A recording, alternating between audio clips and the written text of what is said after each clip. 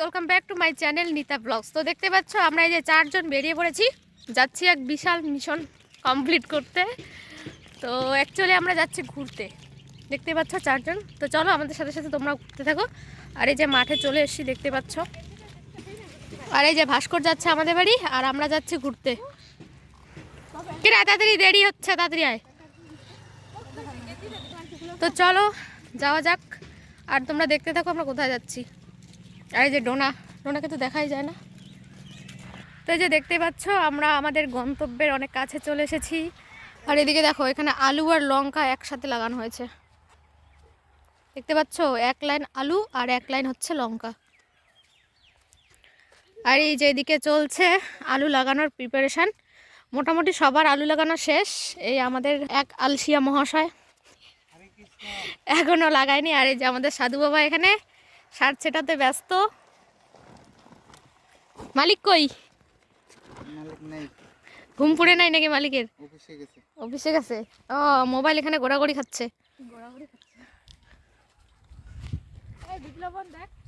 নিয়ে যা নিয়ে যা, গরম গরম ভাতের সাথে খায় নিস। তো চলো আমরা যাবো আর একটু এগিয়ে সামনের দিকে। আচ্ছা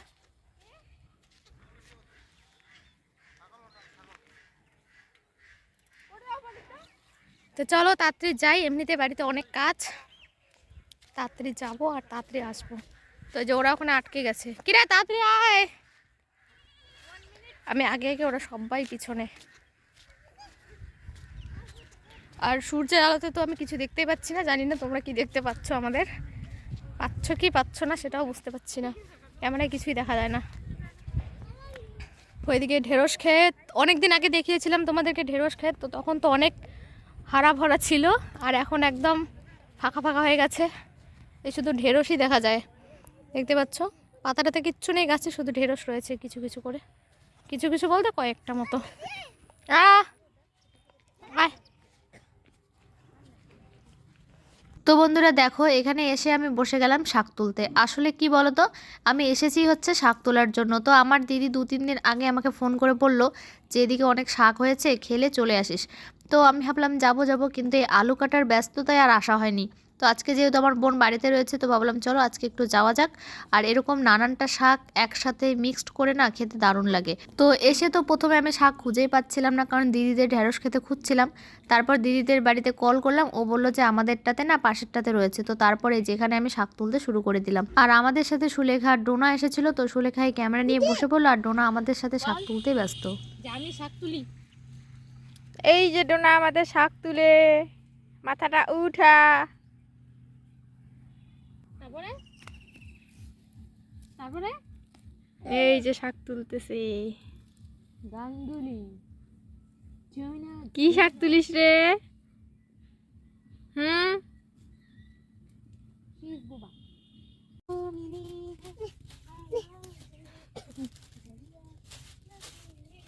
তো দেখো অনেকক্ষণ পর এখানে আমি পেয়ে গেলাম শুশনি শাক। তো এটাকেও তুলে নিচ্ছি, কারণ এটা তো আমার সব থেকে পছন্দের। এটাকে যদি বাদ দিয়ে দিই তাহলে কিভাবে চলবে। তো দেখো অল্প রয়েছে, বেশি নেই, আবার ফুল চলে এসেছে। তো যেগুলোতে ফুল রয়েছে ওগুলো নিব না, আর যেগুলোতে মনে করো ফুল নেই, একদম ছোট ছোট রয়েছে, সেগুলো নিয়ে নেব। কারণ পছন্দের শাক এভাবে ছেড়ে দিলে চলে বলো? তো চলো আগে শাক তুলে নিই।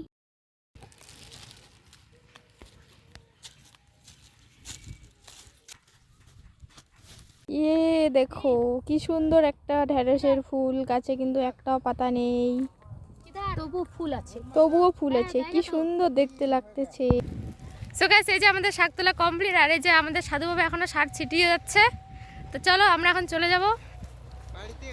হ্যাঁ হ্যাঁ, এখন বাড়িতে যাই। লেটস গো না রে, লেটস গো। এই যে ডোনাকে দেখো, এই যে এইদিকে দেখো, অলস মালিক, এতদিনে ঘুম শেষ হয়েছে, সবার আলু লাগানো শেষ, এখন আলু লাগাচ্ছে। ভালো করে দেখো, ক্যামেরাম্যান ফোকাস করো। টাটা। ব্লগ চলতেছে, টাটা। তো এই যে এখানে রয়েছে তেঁতুল গাছ, তো নিচে পড়েছে কিনা সেটাই দেখতে যাচ্ছে, উপরে তো উঠতে পারবে না গাছের, তো নিচে দেখতে গেল দুজন। আর এদিকে ডোনা, আর আমি এখানে দাঁড়িয়ে রয়েছি। এই যে দেখো কি করে, কিরে গাছে উঠ। আসলে এই বাড়িতে কেউ নেই, একজন ছিল বয়স্ক, তিনি মারা গেছেন। তো এখন বাড়িতে কেউ নেই, বাড়িঘর নেই আর কি, ঘরটা সব ভেঙে ফেলা হয়েছে, শুধু গাছগুলো রয়েছে চারপাশে। আর এরা দুজন কি অসভ্যতামি শুরু করেছে দেখো একবার, পারতে তো পারবে না, শুধু শুধু ঢিল ছুঁড়ে যাচ্ছে। ওই তাড়াতাড়ি আয়, এই দেখো কি শুরু করেছে দেখো। এই যে দুজন এতক্ষণে লাইনে আসছে, মানে এরা রিটার্ন আসতেছে আর কি। কয়টা অনলি, কয়টা এত কষ্টের পর? দেখা তো পাকা না কাঁচা? এই এই এই যে একটা মাত্র পেয়েছে, এতক্ষণ লাফালাফি ঝাপাঝাপি করার পর। কাঁচা না পাকা রে? চ, এত কষ্ট মানুষে করে। টক না মিষ্টি? সেই ওই টক না মিষ্টি? খাইছিস নোনা? খাইছিস কই রে? খাইছিস? নাই তো মুখে। টক না মিষ্টি? তারপর দেখো শাক টাক তুলে বাড়িতে চলে এলাম, আর এসে একদম স্নান করে নিয়েছি। স্নান করে নিয়ে এদিকে চলে এলাম রান্নাঘরে। তো এসে দেখেছি এদিকে মাছের ঝোল ফুটছে, তারপর মাছের ঝোলটা নামিয়ে এদিকে আমি আলু ভাজা বসিয়ে দিলাম। তো আলু ভাজাও অনেকটা হয়ে এসেছে, আর ওদিকে সবাইকে খেতে ডেকে নিয়েছে। তো সবাই বলতে ওই ধানের কাজ চলছে, ধানের কাজ করতে আর কি 4জন বৌদি এসেছে, তো ওদেরকে খেতে ডেকে নিল। তারপর দেখো আমি এদিকে শাকটা বসিয়ে দিচ্ছি। তো এখানে আমি পেঁয়াজ আর রসুন ফোড়নে দিয়েছি, দিয়ে হচ্ছে শাকটাকে বসিয়ে দেবো। তো শাকটা ভালোভাবে ধুয়ে টুয়ে নিয়ে চলে এসেছি।